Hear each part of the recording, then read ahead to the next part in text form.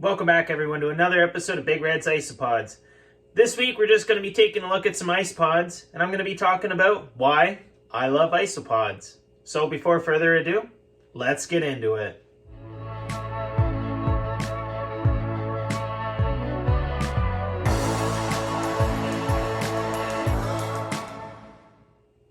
Alright, guys, so a couple weeks back, I was asked by another YouTuber or content creator called My Isopods and me.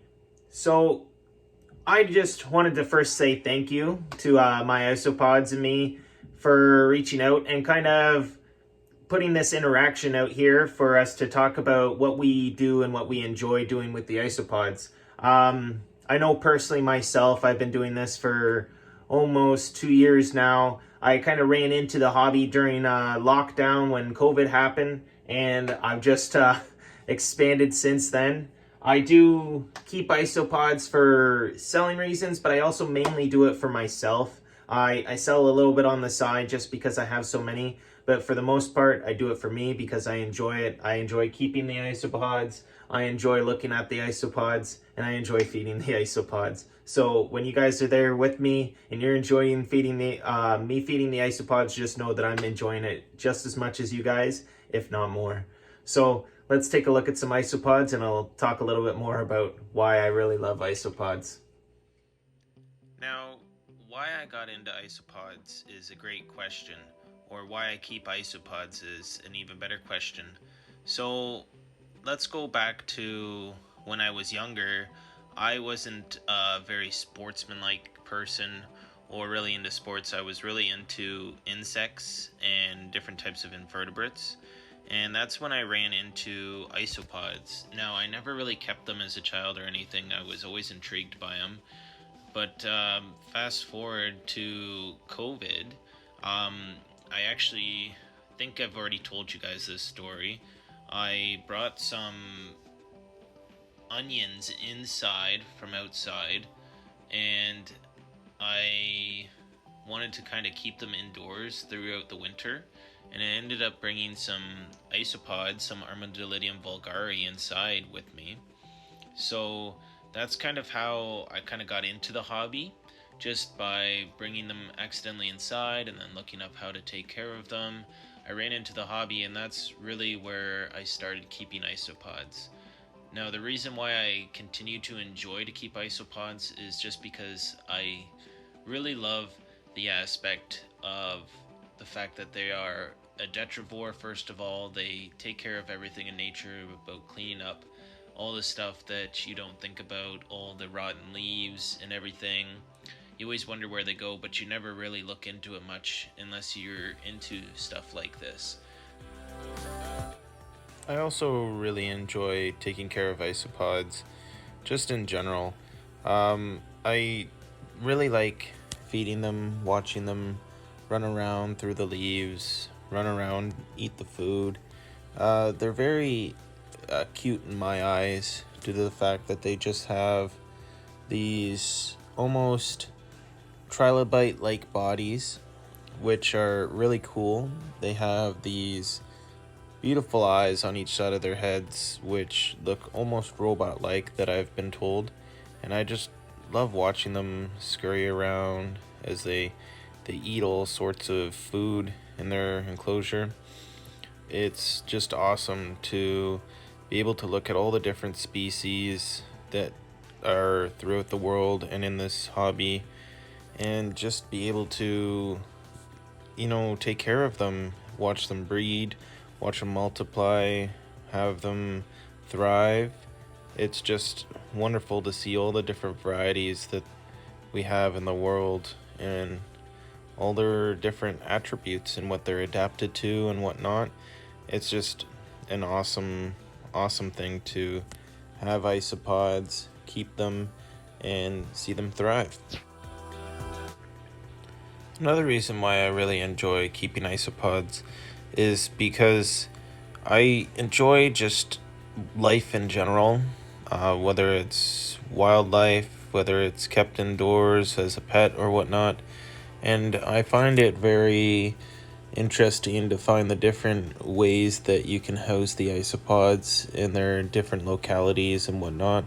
Like the Cubaris, we keep in more of a moist environment compared to a lot of the Spanish species, although not everybody agrees with that. I know I've been kind of changing some things to kind of keep them happy, and it's been working. But I really enjoy the fact that you can have these beautiful creatures from all around the world, and you can kind of move around and see different ways of keeping them to make them happy and healthy and live lives to their fullest.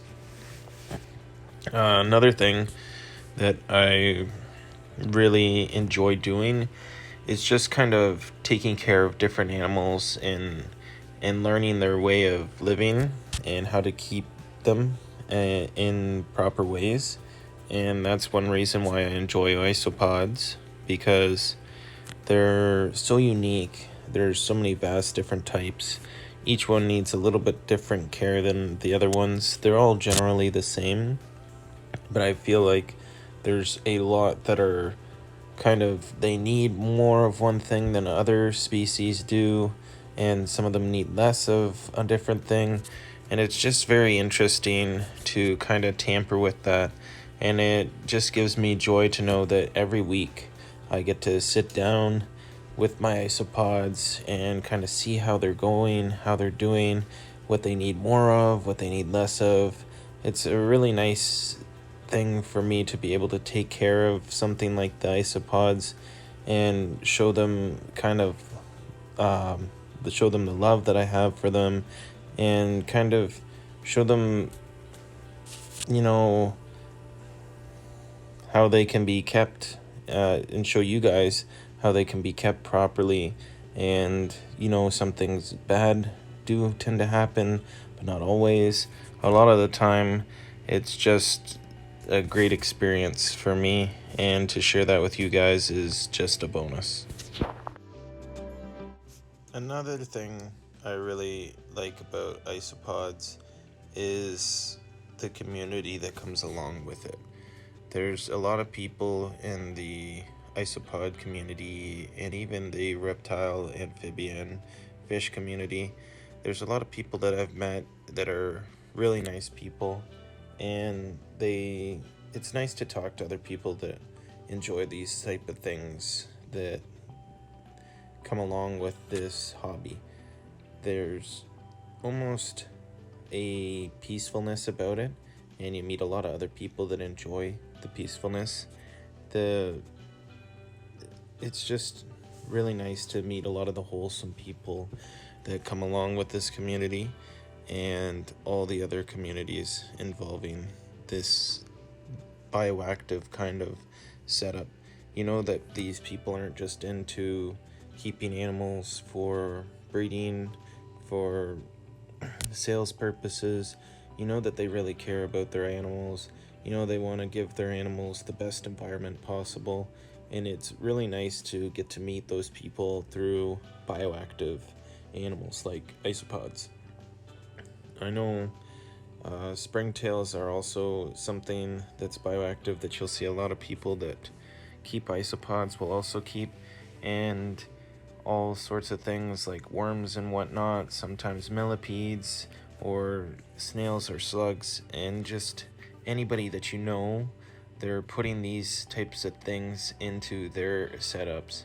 You know that they really care about their animals, about their well-being, about keeping their environment as lifelike as possible and as healthy as possible to keep their animals going and living the best lives that they can. And it's just really nice to be able to meet those type of people instead of meeting people that are kind of doing a puppy mill style breeding setup, which isn't always a bad thing. That yes, there is people out there that are doing it properly, that are doing it in a good manner, but there's not as many as those people as there is people who are just trying to get as many different animals out there and just breed. So it's really nice to be in a part of a community where people are there because they enjoy what they do. They enjoy the animals they're taking care of. They want to give them their best lives possible, and they want to take care of them to the best of their ability. And the last thing I'm going to talk about today, because I know I've babbled on a little bit more than normal, is the fact that I've just always thought isopods are just one of the neatest things. I did mention at the start of the video that as a kid I would take a look at isopods and watch them in nature, and I just think that insects and crustaceans in general are just mesmerizing creatures. I've always thought that isopods are just the neatest little things. Always wondered what they did in the environment, in the ecosystem, and now that I know what they do and all the different morphs, I just really enjoy having them, keeping them, and raising them, just because they're so awesome. I do quite often pick them up and hold on to them, especially the dairy cows, since they're so handleable. But there is other species that I have tried to kind of hold and hand feed as well. They're just such amazing creatures, and I love every part of them. All their unique adaptations to be the only crustacean that lives completely on land, to the fact that they have kind of almost a proto-lung gill setup where they do need moisture, but they don't need too much. It's just so fascinating how they've evolved to be so similar to insects we have on land, but yet so different.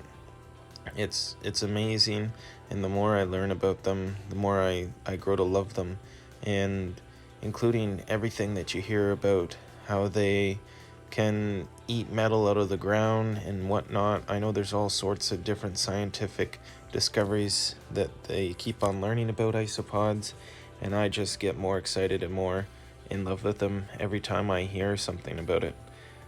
They're just amazing creatures, and I really do just love them. I got a little bit of extra footage here, so we're just gonna let you guys enjoy some isopods, because I know you guys enjoy them just as much as I do.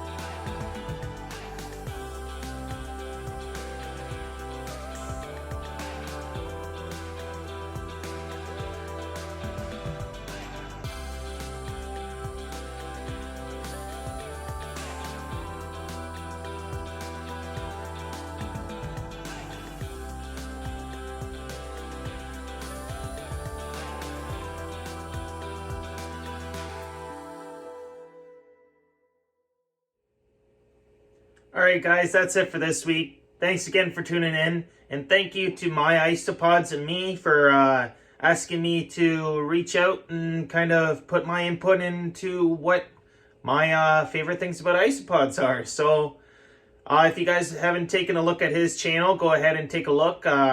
He's got a lot of family-friendly content all about isopods and his family. Very wholesome channel, so take a look at his channel, and please don't forget to like, comment, and subscribe, and we will see you guys all again next week. All right, bye.